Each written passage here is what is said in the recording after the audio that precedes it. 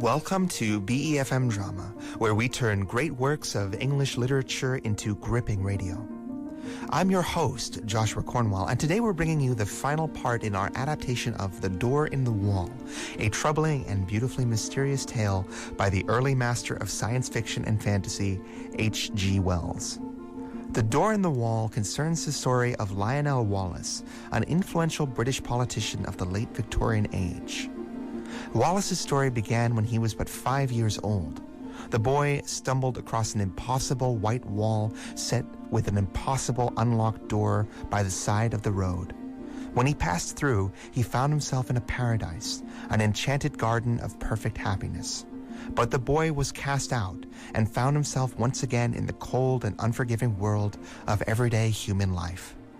Throughout the many years of his life up to this point in his tale, Wallace has never passed again through that door, although he has seen it in fleeting glimpses.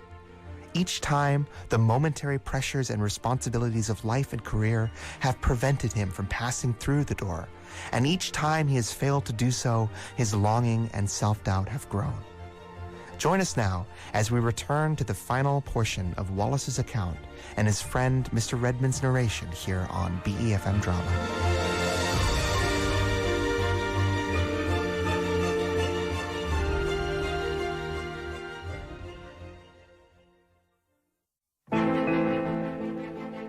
The sadness and frustration that my old friend felt seemed to emanate near visibly from his body as he sat hunched in candlelight across the room from myself, idly twisting a cut glass of brandy in his fingers and staring at the tablecloth.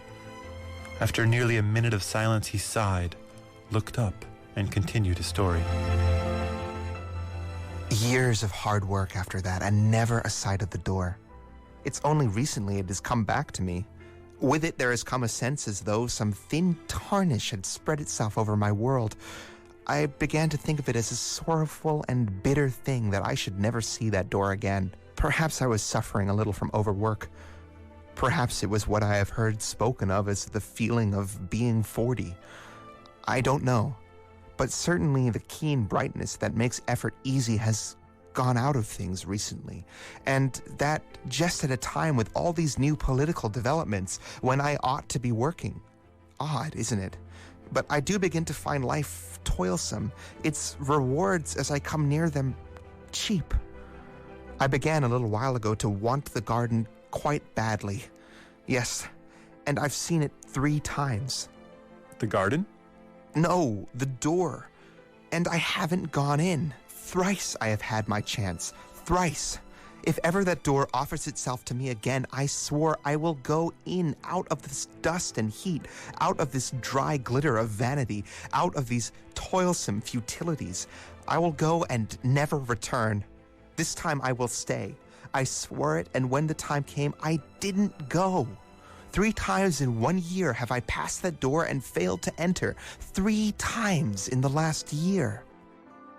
The first time was on the night of the snatch division on the tenants' redemption bill, on which the government was saved by a majority of 3. Do you remember?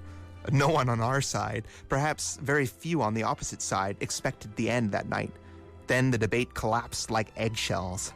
I and Hotchkiss were dining with his cousin at Brentford. We were both unpaired, and we were called up by telephone and set off at once in his cousin's motor. We got there barely in time, and on the way we passed my wall and door, livid in the moonlight, blotched with hot yellow as the glare of our lamps lit it, but unmistakable. "My God," I cried. "What?" said Hotchkiss. "Nothing," I answered, and the moment passed. "I have made a great sacrifice," I told the whip as I got in. "They all have," he said, and hurried by. I did not see how I could have done otherwise then. And the next occasion was as I rushed to my father's bedside to bid that stern old man farewell. Then, too, the claims of life were imperative. But the 3rd time was different. It happened a week ago. It fills me with hot remorse to recall it. I was with Gurker and Ralph's. It's no secret, you know, that I've had my talk with Gurker. We've been dining at Frobisher's, and the talk had become intimate between us. The question of my place in the reconstructed ministry lay always just over the boundary of the discussion. Yes, it's all settled. It needn't be talked about yet, but there's no reason to keep a secret from you. My good fellow, congratulations. Very well deserved, I must say. Yes, thank you, thanks. But let me tell you my story. Then, on that night, things were very much up in the air. My position was a very delicate one. I was keenly anxious to get some definite word from Gurker, but was hampered by Ralph's presence. I was using the best power of my brain to keep that light and careless talk not too obviously directed to the point that really concerned me. I had to. Ralph's behavior since has more than justified my caution. Ralph's, I knew, would leave us beyond the Kensington High Street, and then I could surprise Gurker by sudden frankness. One has sometimes to resort to these little devices, and then it was that in the margin of my field of vision, I became aware once more of the white wall, the green door before us down the road. We passed it talking. I passed it.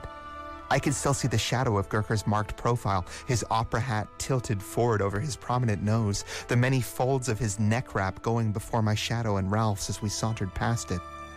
I passed within 20 inches of the door.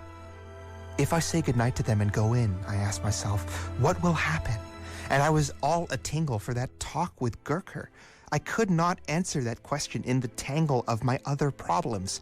They will think me mad, I thought.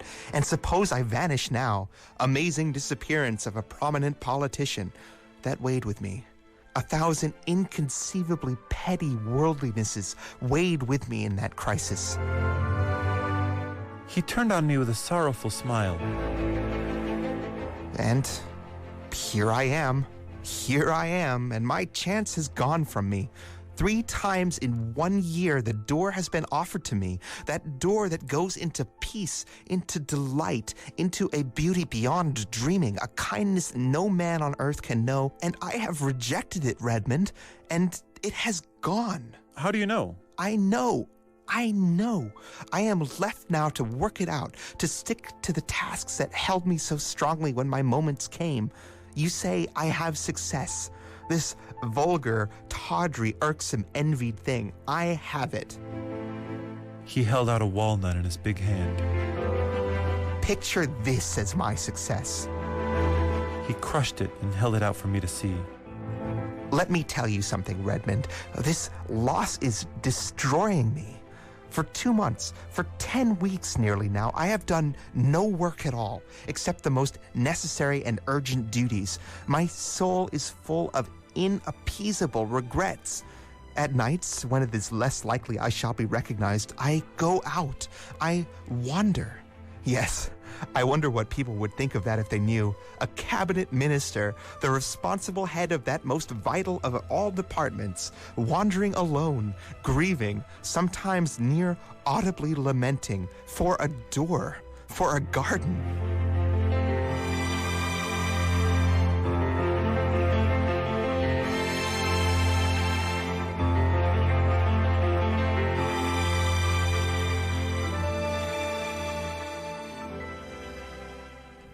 I can see now his rather pallid face and the unfamiliar, somber fire that had come into his eyes. I see him very vividly tonight. I sit recalling his words, his tones, and last evening's Westminster Gazette still lies on my sofa, containing the notice of his death. At lunch today, the club was busy with him and the strange riddle of his fate. They found his body very early yesterday morning in a deep excavation near East Kensington Station. It is one of 2 shafts that have been made in connection with an extension of the railway southward. It is protected from the intrusion of the public by a hoarding upon the high road, in which a small doorway has been cut for the convenience of some of the workmen who live in that direction. The doorway was left unfastened through a misunderstanding between 2 workmen, and through that he made his way. My mind is darkened with questions and riddles. It would seem he walked all the way from Parliament that night. He has frequently walked home during the past session, and so it is I figure his dark form coming along the late and empty streets, wrapped up, intent. And then did the pale electric lights near the station cheat the rough planking into a semblance of white?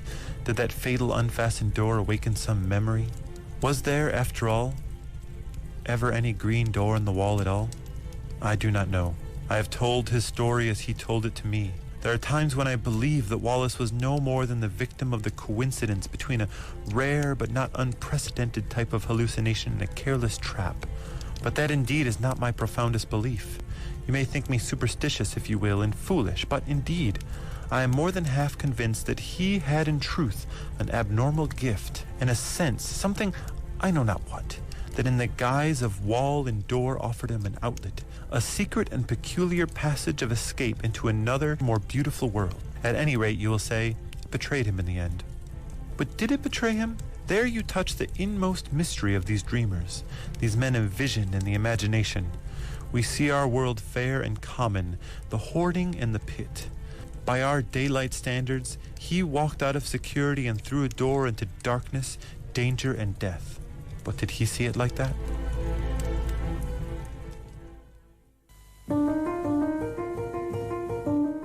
And so we come to the end of our story.